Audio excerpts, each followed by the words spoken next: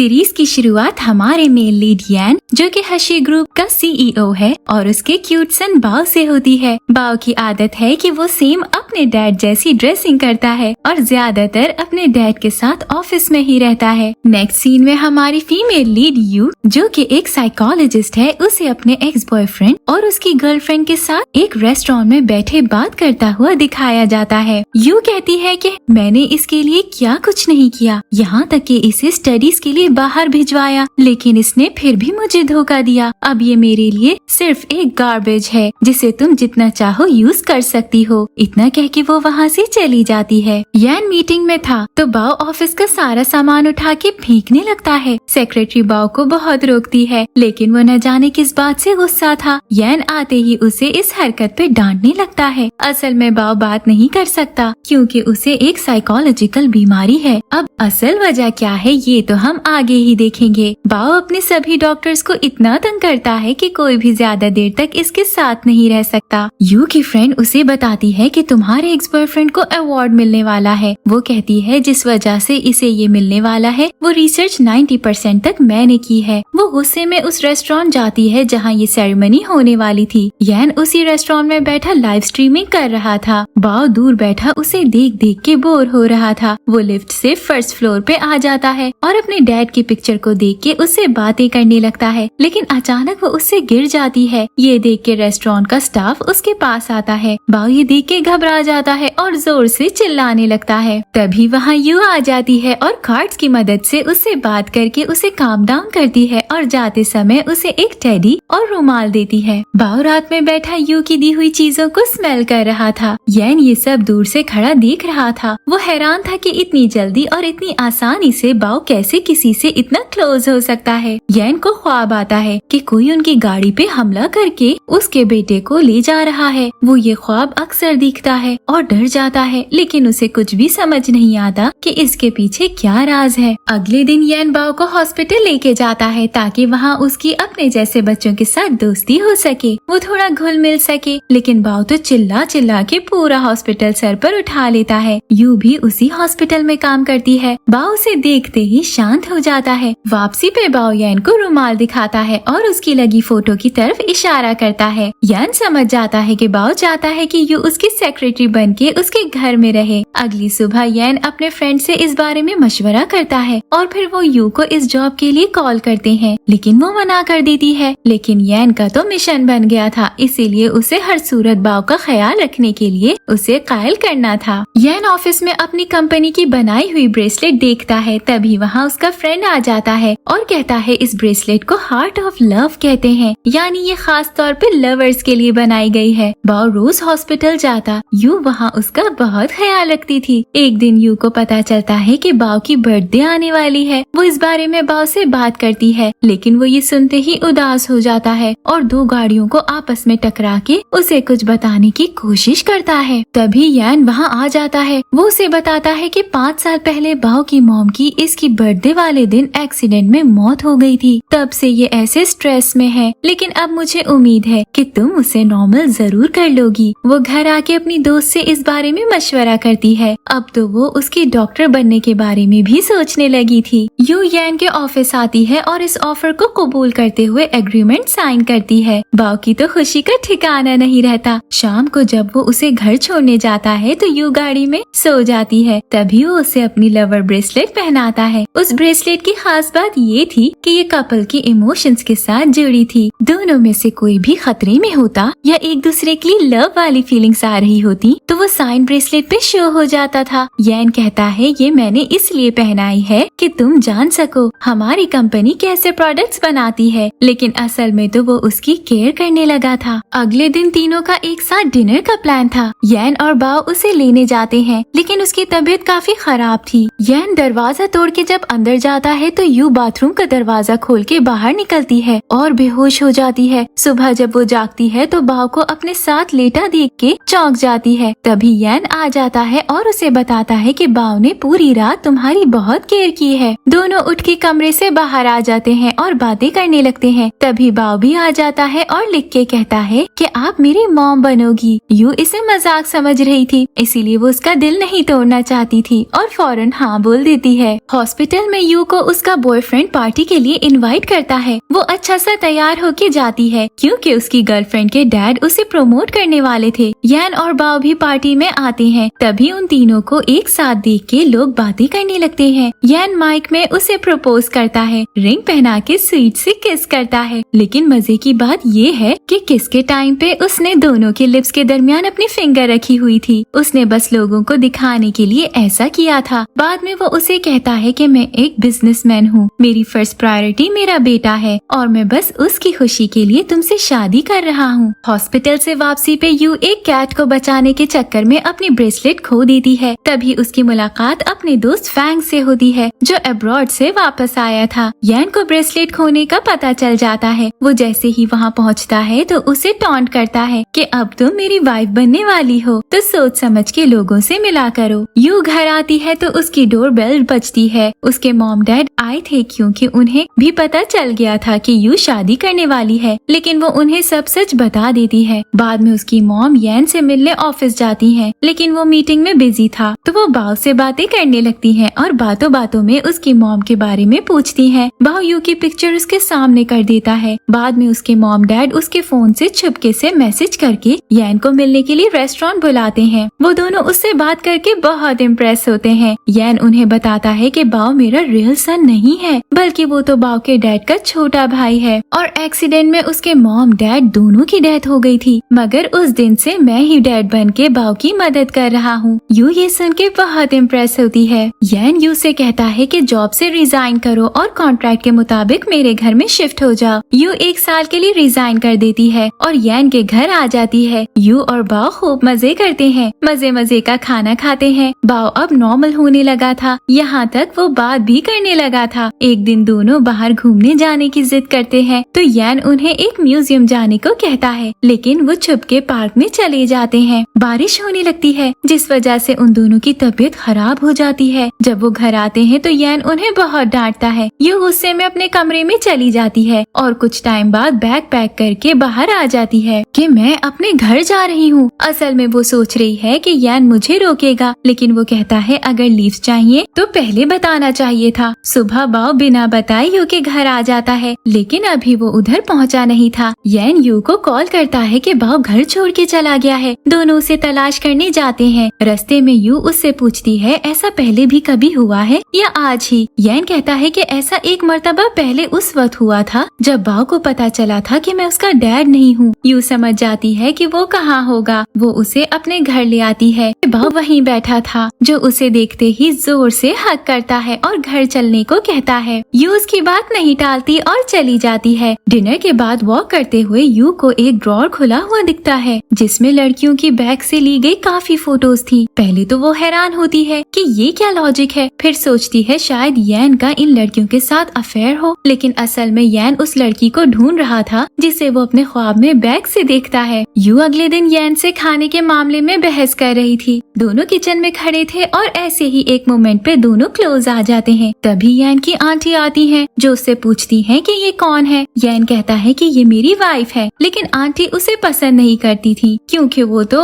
और ही चक्करों में थी, तो वो ये कैसे बर्दाश्त कर लेती। यू को रास्ते से हटाने के लिए वो बाओ से भी पूछती है कि क्या मैं तुम्हारे लिए कोई अच्छी सी मॉम तलाश कर दूं, लेकिन वो भी यही कहता है कि मैंने अपनी मॉम ढूंढ ली है और मैं उसके साथ बहुत खुश हूँ। नेक्स्ट सीन में हम आंटी को किसी आदमी के साथ कार में बैठा हुआ देखते हैं जो यान के बारे में कुछ अजीब सी बातें कर रहे थे और कह रहे थे कि यान की शादी तो लिन के साथ होके रहेगी। यहाँ बताती चलूं कि लिन एक अच्छी बिजनेस फैमिली से ताल्लुक रखती है और वो यान की बचपन की दोस्त है। ऑफिस में आंटी यान से कहती है कि हर साल कंपनी की एनिवर्सरी पे तुम अकेले बाओ के साथ जाते हो, इस मर्तबा क्यों न मैं लिन को बुला लूं। लेकिन वो कहता है कि इस मर्तबा मेरे साथ मेरी वाइफ जाएगी, इसीलिए मुझे किसी की जरूरत नहीं। पार्टी में कैसा बिहेव करना है ये सब सिखाने के लिए यान यू के लिए घर में टीचर्स हायर करता है जो उसे रोज क्लास देते हैं। यान भी घर में था, तभी उसे अपनी सेक्रेटरी की कॉल आती है जो कहती है कि आपके पिछले ड्राइवर का पता चल गया है। इतना सुनना था कि वो फौरन घर से निकलता है। गाड़ी में सेक्रेटरी यान को एक वॉइस नोट सुनाती है जिसमें ड्राइवर ने कहा था कि उस रात सर और मैम आपस में बहुत झगड़ रहे थे। मैम को कहीं पहुंचना था, इसलिए हड़बड़ाहट में मुझसे एक्सीडेंट हो गया। तभी उन्हें कॉल आती है कि वो आदमी इनके चंगुल से भाग गया है। यहाँ हमें हमें पता चलता है कि उस रात जब यैन ने बाओ और उसके मॉम डैड के एक्सीडेंट की खबर सुनी तो बारिश होने की वजह से जल्दबाजी में उसका भी एक्सीडेंट हो गया था और इस एक्सीडेंट से रिलेटेड उसे कुछ भी याद नहीं है। लेकिन अब ये बात कितनी सच है और कितनी झूठ ये तो आगे पता चलेगा जब इस एक्सीडेंट वाली हकीकत से पर्दा उठेगा। फाइनली एनिवर्सरी वाला दिन भी आ जाता है। तीनों अच्छे से तैयार होके पार्टी में जाते हैं। आंटी ने लिन को भी इनवाइट किया हुआ था। जैसे ही लिन पार्टी में आती है तो आंटी उसे वेलकम करती हैं और साथ ही लिन की फैमिली का एहसान जताने लगती हैं कि जब तुम्हारी फैमिली इस एक्सीडेंट की वजह से प्रॉब्लम में थी, तुम्हारी कंपनी लॉस में जा रही थी, तो लिन की फैमिली ने ही तुम्हें सपोर्ट किया था। ये सब सुन के यू परेशान हो जाती है और हड़बड़ाहट में गिरने लगती है। सोशल मीडिया पर लिन और यैन के रिलेशनशिप को लेके बातें हो रही थी। असल में लिन उसकी मंगेतर भी है, लेकिन वो उससे शादी नहीं करना चाहता। यू रात को अपनी दोस्त से फोन पे लिन के बारे में बातें कर रही थी। यैन बाहर खड़ा सारी बातें सुन लेता है, जो उसे बाद में कहता है कि तुम्हारा इस बात से क्या ताल्लुक है कि लिन के साथ मेरा क्या रिश्ता है। तुम यहाँ बाव के लिए आई हो तो बेहतर है उसी का ख्याल रखो। कुछ दिन बाद यू के डैड की तबीयत बहुत खराब हो जाती है, जिस वजह से उन्हें हॉस्पिटल शिफ्ट करना पड़ता है। डॉक्टर्स कहते हैं कि अगर जान बचानी है तो इमरजेंसी में ऑपरेशन करवाना पड़ेगा। यैन को जब पता चलता है तो वो अपनी सेक्रेटरी से कह के ऑपरेशन के सारे इंतजामात करवाता है। ऑपरेशन कामयाब हो जाता है। सभी बहुत खुश थे। बाव भी उनके साथ बहुत अटैच था, यहाँ तक कि वो उन्हें ग्रैंडफादर और ग्रैंडमदर कहने लगा था। आंटी यू के डैड को देखने के बहाने हॉस्पिटल आती हैं, जो बाव को उसकी फैमिली के साथ इतना घुला मिला देख के हैरान रह जाती हैं, क्योंकि वो ऐसा बच्चा नहीं है जो सबसे बात करे। यू और यैन सबको घर भेज के खुद हॉस्पिटल रुक जाते हैं। यहाँ यैन उसे अपने और लिन के रिश्ते के बारे में बताता है कि हम बचपन के दोस्त हैं, वो मेरी मंगेतर है, लेकिन मैं उससे शादी नहीं करना चाहता वगैरह वगैरह। लिन यैन की कंपनी में डिजाइनिंग डिपार्टमेंट में शेयर होल्डर बन गई थी ताकि वो उसके करीब रह सके। पार्टनरशिप की वजह से यैन को आए दिन मीटिंग्स के सिलसिले में मिलना पड़ता था, जिससे यू को जेलसी फील होती थी। वो यैन से कॉन्ट्रैक्ट खत्म करने को कहती है ताकि उसे आजादी मिल सके। यैन उसे मजीद पैसों की ऑफर करता है, लेकिन वो मना कर देती है। यू बाव के साथ घर में खेल रही थी, तभी उसका दोस्त फैंग आता है। तभी खिलौनों में एक वॉइस रिकॉर्डर भी पड़ा था जो ऑन था। यू फैंग को यैन के मुतालिक अपनी फीलिंग्स बता देती है और वो सारी बातें रिकॉर्ड हो जाती हैं। बाव बाद में सुन लेता है और यैन को सुनाता है। उसके सामने अब ये बात तो साफ हो गई थी कि यू उसे लाइक करती है। यैन लिन के साथ पार्टनरशिप खत्म कर लेता है। जब वो अपने घर आती है तो उसकी मॉम उसे इस रिश्ते और कॉन्ट्रैक्ट खत्म होने की वजह से डांटती है। लिन कहती है कि अब वो अपनी जिंदगी अपने तरीके से जिएगी, क्योंकि उसका ख्वाब फैशन डिजाइनिंग करना है। लेकिन उसकी मॉम कहती है अगर ये सब करना है तो मेरा नाम इस्तेमाल मत करना। मतलब अब वो बिल्कुल अकेली हो गई है। यू के सीनियर डॉक्टर हैंग उसे जर्मनी में ट्रेनिंग की ऑफर करते हैं और कहते हैं कि तुम्हारे पास अपना करियर मजीद कामयाब बनाने के लिए ये एक जबरदस्त मौका है। वो यैन से जल्द अज जल्द कॉन्ट्रैक्ट खत्म करने को कहती है ताकि जर्मनी जाके अपना करियर बना सके। आंटी रात में किसी आदमी से छुप के मिल रही थी, मानो कोई खुफिया बात कर रही हो। यू देख लेती है और समझती है कि शायद वो उन्हें तंग कर रहा है। जब वो पास जाके देखती है तो वो यैन का पुराना ड्राइवर था, जिसे वो कब से तलाश कर रहा था, लेकिन वो फिर से मौका देख के वहाँ से भाग जाता है। आंटी यू को बताती है कि मैं यैन की भलाई के लिए ही इसे मिल रही हूँ, क्योंकि एक्सीडेंट इसने नहीं बल्कि यैन ने किया है। वो उसे ये भी बताती है कि कुछ साल पहले एक्सीडेंट में तुमने जिस बच्चे को बचाया था वो बाव था। असल में ये बात यू को भी याद नहीं थी। आंटी को ये बात उस वक्त कंफर्म हुई जब एक दिन यू बाव को गाना सुना के सुला रही थी। यैन भी वहीं था। अचानक आंटी की कॉल आती है तो वो आवाज सुन के यैन से पूछती हैं कि ये गाना कौन गा रहा है। असल में यही गाना एक्सीडेंट वाली रात गा के यू ने बाव को चुप करवाया था जब वो रो रहा था। वो उसे कहती है कि तुम यैन और बाव की जिंदगी से निकल जाओ ताकि वो लिन से शादी कर सके और बिजनेस को मजीद ग्रो कर सके। यू भी उसकी बातें मान जाती है और अब यैन को इग्नोर करने लगती है। यैन के ऑफिस से लिन के निकल जाने के बाद उसका पूरा स्टाफ रिजाइन दे देता है। ऐसा करने में लिन का ही हाथ था, जो उसे नीचा दिखाना चाहती थी, जिसका असर ये होता है कि उसे सीईओ की सीट से हटा दिया जाता है। बाव अपने डैड से कहता है कि मॉम को ऑफिशियली प्रपोज करें। यैन भी अब उसकी बात से एग्री करता है, क्योंकि वो उसे अब किसी सूरत खोना नहीं चाहता था। वो उसे प्रपोज करता है और एक स्वीट सी किस करता है, लेकिन यू के दिमाग में अभी भी ब्रेकअप को लेके ख्याल चल रहे थे कि वो ये सब कैसे करेगी। फिर एक दिन वो उसे बोल देती है। यैन भी उसकी खुशी के लिए मान जाता है और उनकी लव स्टोरी का बाज़ाहिर एंड हो जाता है, मगर ये बात सिर्फ इन दोनों में ही होती है। यू बाओ को स्कूल छोड़ने जाती है तो वहाँ दो लोग उसे अगवा कर लेते हैं। बाओ उनकी फोटोज बना के यैन को सेंड करता है। यैन जल्दी ही उन तक पहुँच जाता है और अपनी गाड़ी उनके साथ हिट करता है। नेक्स्ट सीन में हम यैन को हॉस्पिटल में देखते हैं, जिसे एक्सीडेंट वाली पूरी बात याद आ गई थी। उस रात एक्सीडेंट ड्राइवर ने नहीं बल्कि यैन ने किया था। असल में उस रात पूरी फैमिली कहीं जा रही थी। इनके एनिमी बिजनेस ग्रुप ने इन्हें मारने के लिए ड्राइवर को पैसे देके गाड़ी के ब्रेक्स फेल करवा दिए थे। उस रात बारिश भी बहुत ज्यादा थी, इसीलिए वो गाड़ी संभाल नहीं पाया और उसका एक्सीडेंट हो गया। वो ये सब बता के बहुत रोता है, मगर यू उसे बताती है कि पुलिस ने सब लोग जो इसमें मुलव्विस थे उनको गिरफ्तार कर लिया है। उन दोनों के रिलेशनशिप में अब सब कुछ नॉर्मल हो जाता है। यू यैन को जर्मनी जाने के बारे में बताती है और वो मान जाता है, लेकिन अब यू नहीं जाना चाहती थी। यैन कहता है कि तुम्हारे ड्रीम्स पूरे करने के लिए तुम्हारा जाना जरूरी है और मैं वादा करता हूँ कि हर महीने मैं और बाओ तुमसे मिलने आएंगे। जाने से कुछ दिन पहले दोनों घर में अच्छा टाइम स्पेंड करते हैं, खूब मजे करते हैं। यैन और यू अपनी शादी की प्लानिंग भी करते हैं। यू कहती है कि वो शादी पे लॉन्ग गाउन पहनेगी। फिर हम कुछ टाइम बाद का सीन देखते हैं। यैन अपनी सीईओ की पोस्ट पे वापस आ गया है। यैन और बाओ एयरपोर्ट पे यू को लेने जा रहे थे, लेकिन वो कहती है कि अभी मुझे आने में थोड़ा वक्त और लगेगा। दोनों सैड होके घर वापस आ जाते हैं। तभी वो उन्हें सरप्राइज देती है। दोनों उसे देख के बहुत खुश होते हैं। बाओ से मिलने के बाद यू उसे कमरे में भेज देती है और दोनों किस करते हैं, लेकिन बाओ कौन सा कम शरारती था, वो चुपके उन्हें देख रहा था। फाइनली शादी का दिन आ जाता है। बाओ सेरेमनी में एक लंबी स्पीच करता है जिसे उसने खुद लिखा था। बाओ के कहने पे वो यू को रिंग पहनाता है और किस करता है। आखिर बाओ का यू को अपनी मॉम बनाने का ख्वाब पूरा हो जाता है और इसी सीन के साथ ही इस इंटरेस्टिंग स्टोरी का एंड हो जाता है। अगर ओवरऑल इस सीरीज की बात करें तो बाओ की क्यूटनेस के आगे सब कुछ फीका था, लेकिन ये स्टोरी बहुत ही स्वीट और सॉफ्ट रोमांस से भरी हुई थी। सो मिलते हैं नेक्स्ट वीडियो में, तब तक के लिए good luck and thank you for watching.